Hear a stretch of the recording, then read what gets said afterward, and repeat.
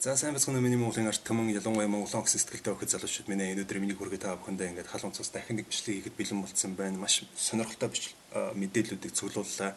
Коронавирусын талаар, тэгээд олон өөр орнууд ямар арга хэмжээ авч байгаа талаар тийм ээ. Тэгээд энэ бүхнийг та бүхэндээ тодорхой тавьчихсан тайлбарлахыг хичээх болно. Тэгээд дээрэс нь одоо энэ бол яалчгүй биологийн зэвсэг байна гэдгийг одоо зарим эрдэмтдүүд баг баталчаад байна л да. Тэгээд дээрэс нь бүр Оросууд хэлээд байна. Энэ бол Америкийн биологийн зэвсэг ээ. Яагаад гэвэл ийм шалтгаанаас гэдэг. Тэгээ шалтгааныг нь бас энэ бичлэгэн дээр дурдах болно. Тэгээ дээрэс нь бас нэг тийм сонин үйл явдлууд болсон байна. Тэгэхээр зэрэг энэ яг тэ биологийн зэвсэг үнэхээр мөн бол хэр хэмжээнд ямар бодлоготой, ямар төлөвлөгөөтэй, зорилго нь нэг хаа хүрэхээр байна, тэ гэдэг талаар энэ бичлэгэн дээр ярина. За ингээд бичлэгийг эхлүүлье. Дэлхийн эрүүл мэндийн байгууллага онцгой байдлыг зарсан та бүхэн мэдж байгаа. Тэгсэн чинь зарим орнууд болохоор зэрэг бүхэлдэн 14 хоног хилийн гадаа тий хил нэвтрүүлэхээс өмнө хилээс гадна 14 хоног хятадаас ирж байгаа зорчигчдыг карантинлж хагаад хил нэвтрүүлж байна. Тэр орнуудын нэг нь болохоор зэрэг Австрали улс байна.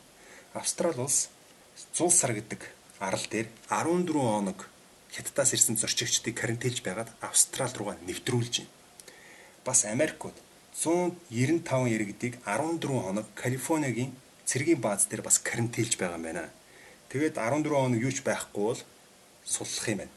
Дээрээс нь Гватемала хятадаас ирсэн зорчигчдыг бас 14 биш бүр 15 хоног хилийн гадна карантинлж байгаа. Хэрвээ янз бүрийн байхгүй бол хил нэвтрүүлж байгаа юм. Бүр хилийн бомб усан хоцоор хийж байгаа тэр хүмүүсийг зорчигчдыг хүртэл 15 хоног хилийн гадаа байлгаж байгаад нэвтрүүлж байгаа юм байна.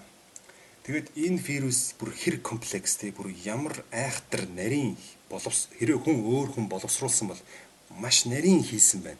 Хэрвээ энэ мутацанд орсон бол энэ бүр энгийн үзэгдэл биш болоо авчиж байгаа байхгүй. Ягаад гэвэл зэрэг маш нарийн хийгдсэн гэнэ эсвэл мутацанд орсон, өөрчлөлт орсон маш тийм сонин вирус байгаа даа л да. Яасан гэсэн чинь Франц улс юу гэж бичсэн бэ гэсэн чинь хэрвээ бүх юм сайн явбал 20 сарын дотор вакцин гаргаж ирнэ гэсэн байна. 20 сарын дотор бүхэл жил гарны дараа штэ 20 сар гэдэг чи юу гэсэн юм бэ? Бүр 21 онд штэ 21 оны сүүлээр юм аашаа. Тэгэхээр зэрэг вакцин бүр ингэж удажиж гарч ирэх нь хэрвээ бүх юм сайн явах юм бол дээрээс нь Герман улс коронавирусын эсрэг вакциныг ойрын хэдэн сард гарахыг хүлээж байна гэж. Тэр нь гэхдээ тодорхойгүй. Яг хүлээх нь хүлээж байгаа. Тэгэхээр зэрэг тодорхойгүй. Тэгэхээр зэрэг энэ вакцин гаргахын тулд маш их хөдөлмөрлөж, маш их шинжилгээ, судалгаа бүх юм хийж гарч ирэх тийм нарийн вирус байгаад байна. Ийм учраас зэрэг Токио 2020 оны энэ жилийн Олимпийг цуцалж магадгүй гэсэн яриануд бас явагдаж байна. За тэгээд Оросын хардталтын талаар ярил л да. Оросууд болохоор зэрэг Америкуудыг хардаад байгаа байхгүй. За Америкууд яалтчгүй гисэ гэж. Тэгсэн чинь яагаад Орос улс Америкийг хардаад байгаа юм бэ? Тодорхой хэмжээнд ингээ би өөрийн хувьдаа ингээд өөрийнхөө хэмжээндээ ингээ бодоод үзэнгүүт Оросууд яалтчгүй Америкуудын зангийг мэддэг. Яагаад тэгэхээр зэрэг Америк улс бүх орнуудад өөрсдийнхөө янз янзын эдийн засгийнхаа тэр дайнуудынхаа хөзрөнүүдийг янз янзын баазнуудыг ингээд гаргаад хийгээд тавьчихдаг. Янз янзын юмнууд ингээд оруулцдаг. Гэтэл тэр бүх одоо Америкийн бодлогоор явдаг үйл ажиллагаануудыг зогсоогоод байгууллагуудыг Оросоос гаргасан Путин. Тэгээд бүр Путин чинь бүр тэгээ хүчрхэг болсон шүү дээ. Яагаад тэр зэрэг хэрвээ Путин чинь миний хэлсэн үгэнд орохгүй бол би чамаа тэгээд ингээд шүү. Танаа улс оронд чи ийм байгаа шүү. Ингээд ингэх юм бол танаа улс сүрэ шүү гэж барьцаалах юмгүй болтол нь Америкийн бодлогыг бүр цэвэрлэж хэлсэн. Их нутгаасаа. Тэгэхээр зэрэг Америк улс Оросд бол яач чадахгүй. Нэгт хоёрт нь болохоор зэрэг Орос улсад маш их Сибирийн тэр газар маш их тийм хий байгаа. Тэр газ нь байгаа. Тэр газыг боловсруулад Европ руу хангадаг. Тэгэнгүүт Америк улс Европтой нийлж хагаад Орос улсыг дийлэх гэхлээр зэрэг дийлдэхгүй. Ягаад гэхээр зэрэг хэрвээ Европ чи Америктэй нийлэх юм бол эдийн засгийн дайнд Америктэй нийлж байгаа над руу дарих нь бол Европ твгүй. Би газыг чинь хаач шүү гэж байгаа байхгүй. Тэгэхээр зэрэг Европ хөдөлж чадахгүй. Европ бол Оросын эсрэг одоо яагаад ч хөдөлж чадахгүй. Тэгэнгүүт Америкууд нь Middle East гэж байгаа. Тэр арабуудтай ингээд үз тараад идэг. Гэсэн чинь үзэд тарсан чинь Оросууд зэвсэг нийлүүлээд байдаг. Дээрээс нь цэргийн хүч өгөөддөг. Тэгээд улс орн руу явуулаад Америк улсгүй чи бити юм новшин юм игээд цэргүүдээ явуулаад янз янзын газруудыг ингээд цэгцлээд байгаа. Тэгэнгүүт тэр одоо Middle East хүртэл тэр арабууд хүртэл Оросын эсрэг байж чадахгүй. Тэгэнгүүт Америк бодож байгаа байхгүй. Тэ ямар улстай тоглолт хийх вэ гэж. Тэгсэн чинь Латин Америктэй тоглолт хийх ямар ч боломжгүй. Угаасаа бүгд ингээд дампуурсан. Африк твтэй бас дахиад хэцүү, бас дампуурсан. Тийм ээ. Австрали гэхэлэр зэрэг бүр хаос арал бүр том далай дунд байж байгаа. Тэнгүүд яалтчгүй хятадтай тоглох шаардлагатай болчихж байгаа байхгүй. Хятадтай тоглох гэсэн чинь хятад тоглохгүй гэж байгаа байхгүй. Америк улс тэ бүх орнуудын Америк улсын үгүй гэсэн чинь хятад улс үгүйгээ хэлсэн байгаа байхгүй. Тэгээ үгүйгээ хэлсэн чинь дахиад нөгөө нэг Иран руу дайрах гэсэн чинь Иран руу дахиад дайраад болоогүй. Тэнгүүд Америк шарнаа магадгүй бүр ийм айхтар хортой зүйлийг хятадд хийж байж магадгүй гэж Оросууд магадaltaж байна. Яагаад Оросууд одоо Америк улсыг магадaltaж байна гэсэн чинь маш сонирхолтой. Одоо нэг сонсороо. Америк улс дэлхийд даяар 400 гаруй цэргийн биологийн лабораторитой гэж бүр 400 гаруй цэргийн биологийн лабораторитой. 400 гаруй 400 өөр газар тий бүр биологийн зэвсэг үйлдвэрлэхийн тулд асар хүчтэй хөдөлмөр гаргаж ийн гэсэн үг шүү дээ. Энд чинь бүр 400 гаруй цэргийн биологийн лаборатори гэсэн чинь юу гэсэн үг юм бэ? Хэрвээ ийм олон лаборатори зэрэг ажиллах юм бол ямар айхтар зэвсэг гаргаж ирэх вэ? Тийм биз дээ. Тэгээд вакцины гарах гэж бүхэл бүтэн 20 сар гарах нь бүр ойлгомжтой болох нь шүү. Тэгээ вакцина одоо гаргаж ирээд зарах юм бол энэ вакцины олдох гэж нэлээд юм болох нь шүү. Тэгээд одоо вакцина зарах юм бол нөгөө нэг Америк улс чинь эдийн засгийн докторгүй болоод янз янзын улс оронтой тоглоом хийж хагаад тоглолт хийгээд эдийн засгийн доктортой болох гэсэн чинь хинч тоглохгүй. Тэгээ хятадтай тоглох гэсэн чинь хятад тоглохгүй. Тэнгүүд албаар хятадыг шууд хохирож хаяад вакцин удах гэж нэлээд юм болоод тэнгүүд вакцин энэ гэд зараад вакциныг зарсан орн тэрбумтон болно гэж байгаа байхгүй. Оросуудын тэр одоо мэгдэмтэнгүүд магадaltaж шүү дээ. Тэгэхээр зэрэг бүр ийм айхтар тий Америк улс бүр ийм шартай байна шүү дээ. Хэрвээ би өгөх юм бол чи өгөх нэ гэдэг. Бүр яг дүрм нь яг ийм дүрмтэй. Бүр ингээ хожигдоод ирэхлээр бүр ийм шартай бүр ингээ тий олон хүмүүсийг сая нь хятах бол нэрэ Америкуудад тий юу ч угаасаа өнгөрсөн бичлэгэн дээр хэлсэн тийм тэр хүмүүс угийн ингэж эдийн засгаа доктортой байлгадаг. Угийн бусдын цусаар ингэж эдийн засгаа доктортой байлгадаг. Түүхэнд байгаа штэ. Түүхэн бодтой. Тэгэхээр зэрэг бас нэг юм магадaltaж байгаа. Вухан хот бол хятадын төвн юм аа. Тэр Вухан хотоор чинь мянган одоо богоо янз янзын зорчигчдэр ингэж дайрч явдаг. Тийм болохоор зэрэг яг төвд нь энэ бүхнийг гаргаж ирсэн байна. Энэ бол албаар гаргаж ирсэн байна гэж. За тэгэнгүүт нэг шинэ судалгаа 1 сарын 31-нд олон түмэнд цацагдсан байна. Энэ судалгааг Монгол эмчнэр Монголд байна уу гадаадд байна уу хамаахгүй дэлхийд янз янзын Монгол эмчнэр байгаа гэдэгт би итгэлтэй байна. Тэр эмчнэр одоо энэ миний ярьж байгаа зүйл файл нэг документ нэг бичиг баримтанд байна л да одоо ингээд нэтер цацсан. Тэрийг би линкийг энэ бичлэгийн доор тавина. Тэгээд та бүхэн эмчнэр минь те бас хараад үнэхээр тийм байх уу гүү вэ бас ингээд судлаад өгөөч. Монголчууд энэ судалгааныхаа дагуу мэдээлэл өгөөч гэж та бүхнээсээ хүсмээр байна. Ягаад тэгэхээр зэрэг би бол ивч биш. Би энэ нарийн юм мэдэхгүй. Тэгэхээр зэрэг мэддэг хүмүүс нь монголчуудаа мэдээлэл тараагаад өгөөч гэж та бүхнээс хүсмээр байна. За энэ бичиг баримт дээр юугаа бичсэн бэ гэсэн чинь энэ этгээгийн шин дэлхий гэдэг газрын их сургуулиас гарсан нэг судалгаа болон энэ этгээгийн технологийн институт хоёр нийлж байгаад ажилласан гэж би ойлгож байгаа. Ягаад гэхээр зэрэг энэ хоёрын нэр нь байгаа болохоор зэрэг эсвэл нэг газар байдаг ч юм уу би сайн мэдэхгүй байна. Тэгэхээр зэрэг 1 сарын 31-нд гаргаж ирсэн байна. Юу гэж гаргаж ирсэн бэ гэсэн чинь HIV гэж байгаа. HIV гэдэг чинь доох штэ. Доохын HIV 1 GP120 эсвэл HIV 1 GAG гэдэг протеин. Протеин гэдэг нь одоо яг монголоор юу гэдэг би бас сайн мэдэхгүй байна. Тэр протеин гэдэг зүйл энэ коронавирусын дотор нь олдлоо гэж. Тэгэд энийг бол энгийн үзэгдэл биш ээ гэж байгаа байхгүй. Энэ бол байгалийн үзэгдэл биш. Энэ бол байгалийн мутант бол биш гэж байгаа байхгүй. Тэгсэн чинь энийг нь сонссон хүмүүс нэт дээр YouTube дээр янз янзын магадлал ярьж байна л да. Яг наад чинь тэгвэл тэр сарсан байгаагаас амтнаас шилжихэд боломжийг нь олгосон зүйл нь наад HIV 1 GP120 чинь жинхэнэ тэр одоо амтнаас хүн рүү шилжих боломжийг нь олгосон байж тээ гэж хүмүүс маш их хардж байна. Тэгээд дээрэс нь энэ бол яалтчгүй те генетикийн инженерчлэл тийм болохоор зэрэг энэ био зэвсэг гэдэг нь тогтооглоо гэж зарим хүмүүс магадлаад байна. Зарим яг нүг бичвэр мэтэр байхгүй хүмүүс ингээд нэтэр өөрийнхөө тэ эмоцороо ингээд наа чин бол яг ч тийм ингээд ярьж байгаа болохоор зэрэг би бас сайн баталж чадахгүй байна. Тийм болохоор зэрэг эмчнэрээ би дуудаад байгаа нь энэ. Эмчнэрээ та нар өөрсдөө бас бодоод үзье чи. Үнэхээр биологийн зэвсэг байна уугүй юу? Хэрэв биологийн зэвсэг тэ үнэхээр юм батлагдчих юм бол энэ бол маш аюултай зүйл нь улам сайн бүр батчих гээд байна л да. Миний энэ яриад байгаа зүйлүүд бүр 100% болох гэдэг нь шүү дээ. Бүр эдийн засгийн дайн бүр маш хурц улаа явчлаа гэж. Тэгсэн чинь одоо бас нэг сони явдал болсон байгаа өнгөрсөн сард. Өнгөрсөн 1 сард Чарльз Либер гэдэг хүн Хятадын талд ажиллаж байгаад Хятадтай хамтарч ажиллаж байгаад баригдлаа гэж.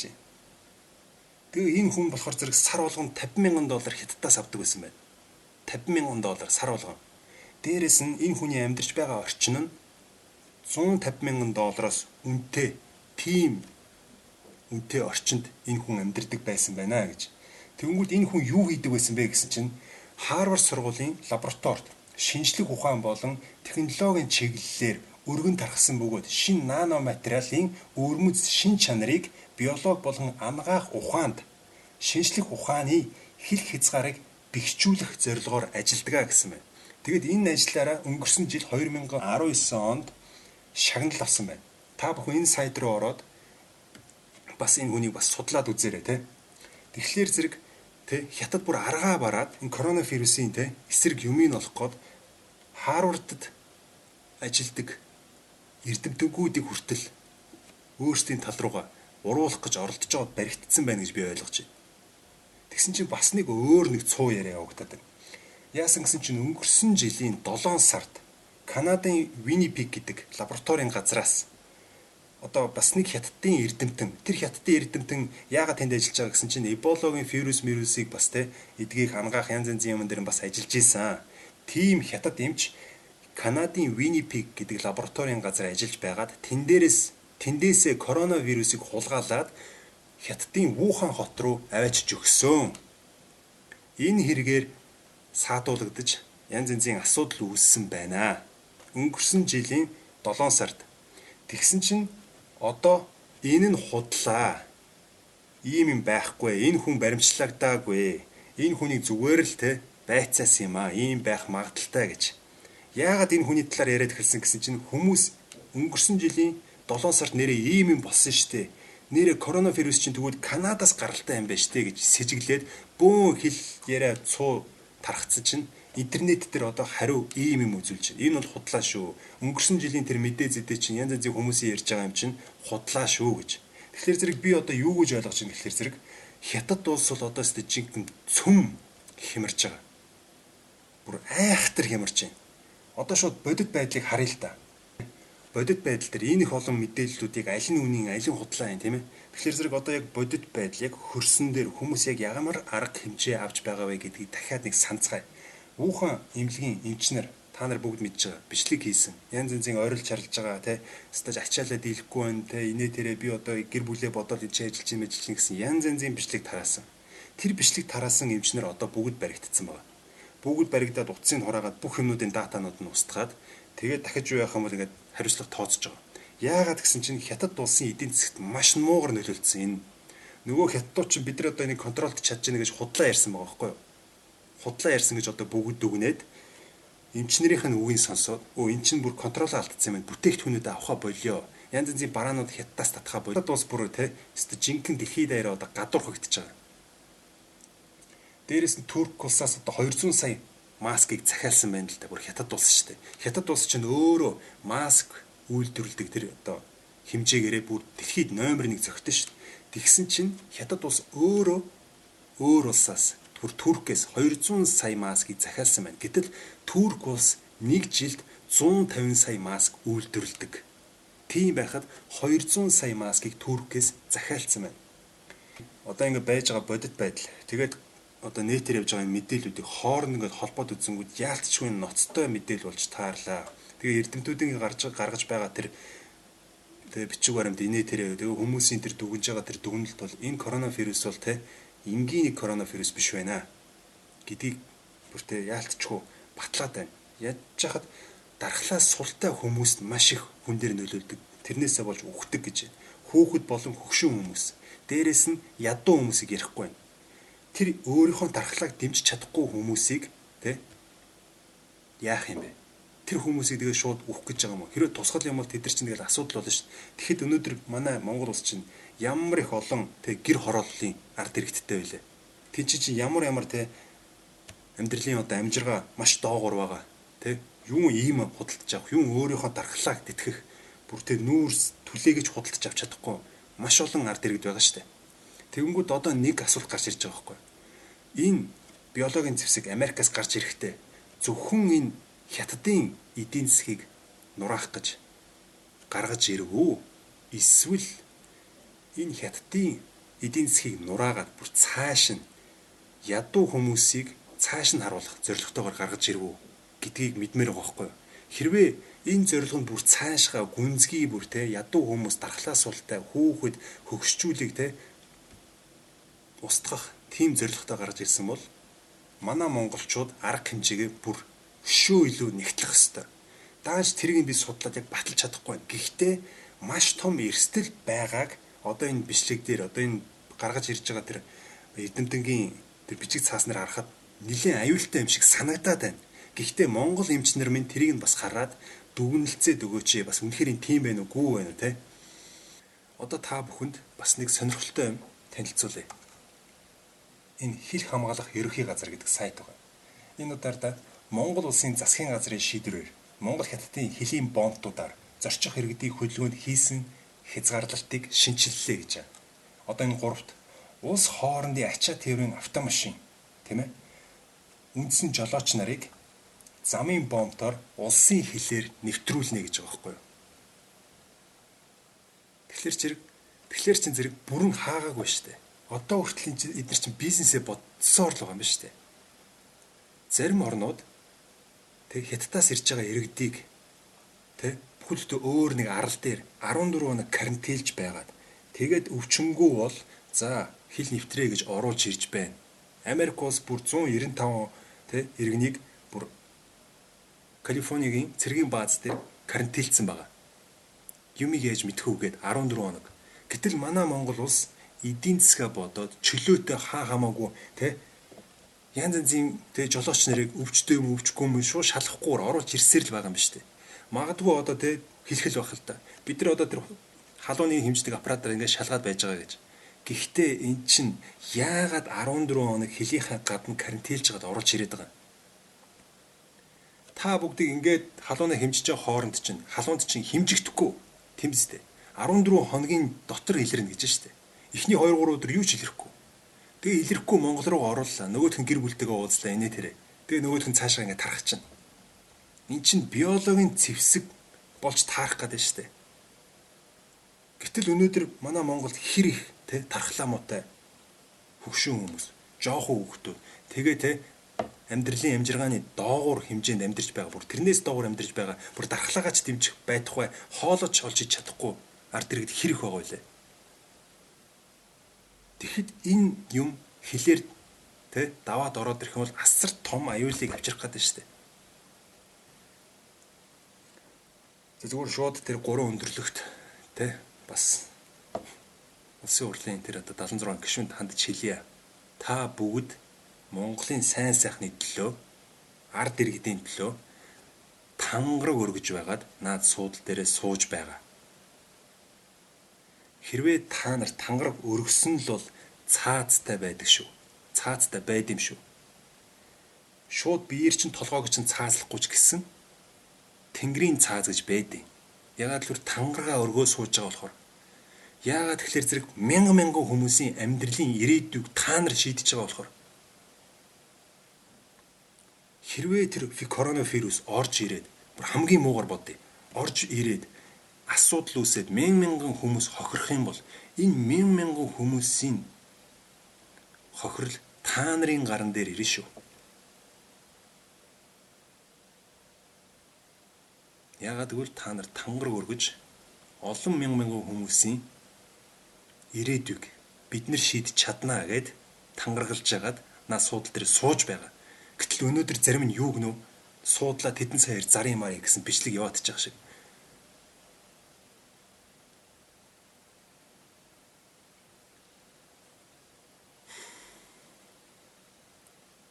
Хэрвээ тэ би одоо мэдэхгүй л байна л да, мэдэхгүй бай. Тэгтэл бас л эвгүй санагдаад байна шүү дээ. Яг үнэн хэлэхэд тийм биз дээ. Чи одоо ийм мэдээлэл гараад ирсэн бүр бүхэлдэн өөр орны хүмүүстэй орнуудтай хүмүүсээ оруулахдаа 14 хоног хэлийнхаа гадна карантинлж жагаад оруулж ирээд байдаг. Тэгсэн чинь манай монголчууд болохоор зэрэг шууд л тэ бизнесээ бодоод бүр ямар бүр ашиг хонжооны төлөө бүр тэ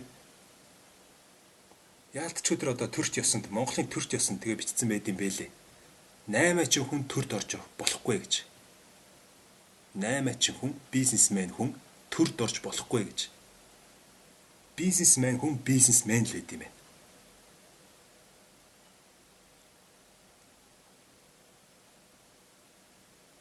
Тэгээ одоо хамгийн муугар ингээд яг бид нар чинь бас те бас монгол хүмүүс дээрээ харсан тэнгэр мэнгэртэй бид нар бол бас тодорхой хэмжээний тивч амархан бас янз янзын бодлого харийн бодлогонд өртчихгүй байх.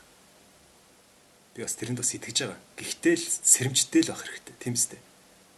Гэхдээ ямар ч байсан энэ бичлэгийг өндөрлөхдөө энэ бүх зүйлүүдээс бид нар монголчууд одоо ч жинхэнэ нэгдийг үл жинхэнэ сэтгэл зүрхээрээ одоо ч жинхэнэ нэгдээ. Нэгдийгээд талбай дээр гаргаж часгахаас өмнө бид нар эхлээд оюун санаагаараа нэгдээ. Бид нар ямар дэлхий дээр байгаагаа анзааръя.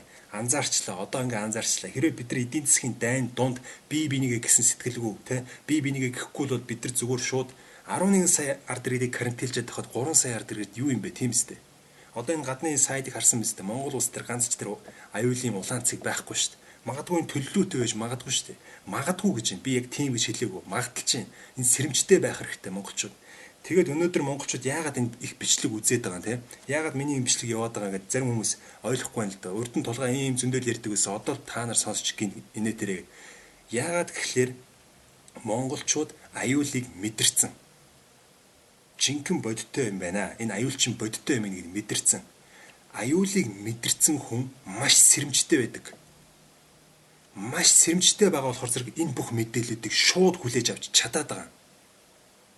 Ягаад гэвэл бодит байдал нь яг үхэл дээр хүн яг ингээд үхэлтэйгээ тулаад ирэхлээр зэрэг маш сэрэмжтэй болдог.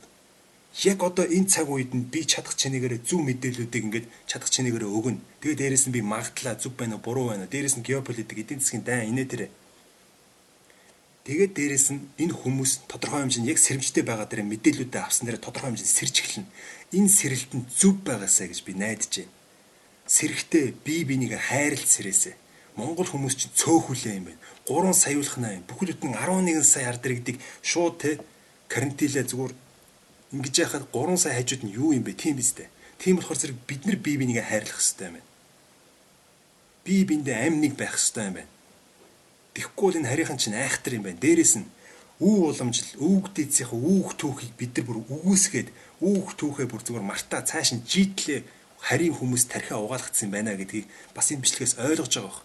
Яагаад гэхээр харийн хүмүүс биднэрт үнэн хэлэхгүй. Тэд нар биднэрт үнэн хэлэхгүй. Тэд нар бидний төлөө цусаа урсгаагүй л сайн сан. Эн чинь бодит шүү дээ. Бидний өвгдөц, бидний төлөө, үр хүүхдүүд гэж бидний төлөө, энэ их орон газар шорооны төлөө цусаан урсгалсан. Бүх юмад ажилласан. Тэд нар л жинхэнэ бидэрт чин үнэн үлдээсэн байгаа. Тэр нь Монголын өв соёлд байгаа. Тэрийг одоо сэргээхгүй бол бид нар үнэхээр ой төөрөсөн сармагчин болчиход байна. Одоо бид бүгд буцаж сэрээд зөв сэрэх хэрэгтэй. Эргээд бие бинийгээ гих сэтгэлтэй байх хэрэгтэй. Гадны хүн янз янзын орж ирэнгүүт эн чинь юу илээ гэж боддог байх хэрэгтэй.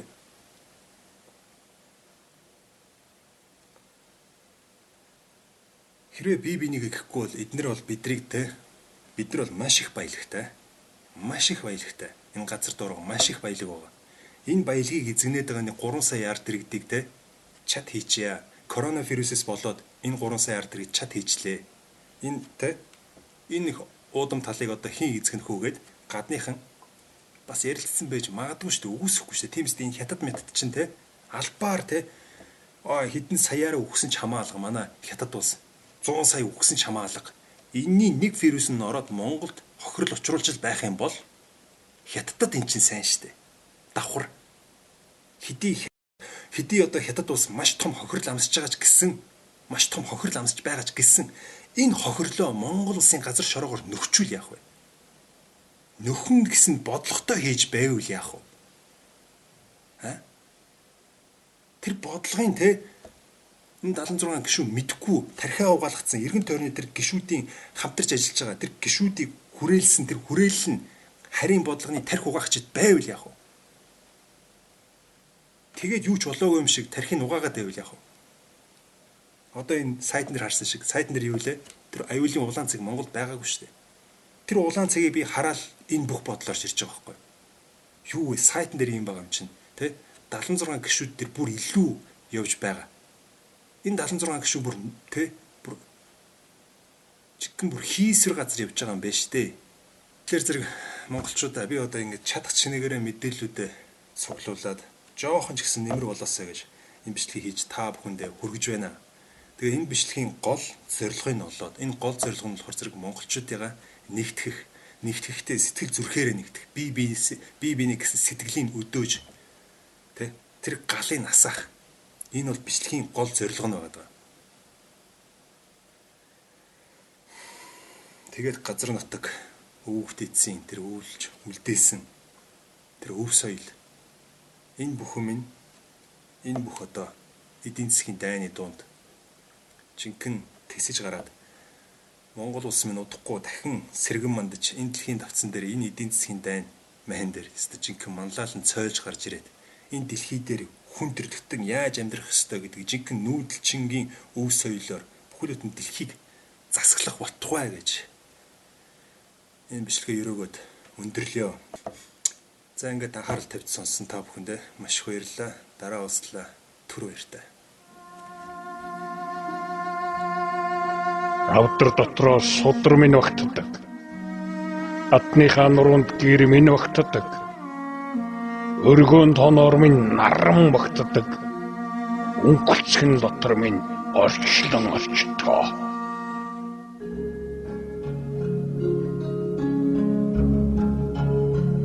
Би дээрээ нартай тэнгэрийн эзэн. Би дээш ундрахтай буйны эзэн. Би дээдсээсэн зэрэгтэй Монголын эзэн.